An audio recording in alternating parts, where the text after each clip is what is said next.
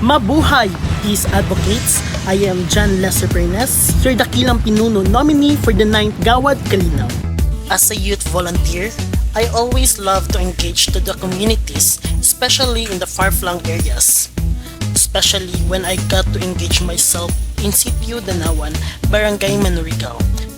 Malipay ko nga makakita sa mga bata nga makadawat o kagmay nga regalo sama sa apple o Yakult. Isag unsa ang kakapoy gikan sa pagsaka sa bukid, pero makita lang nako nga happy ang mga bata, okay nako.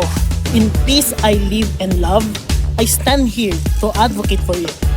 Being a nominee, I know my co-volunteers believe in me.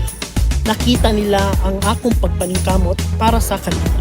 Sa akong mga lakang isip usa kabatanon, dala-dala gayud nako ang prinsipyo sa pagtinabangay para sa kihusaan ug kalinaw sa akong komunidad.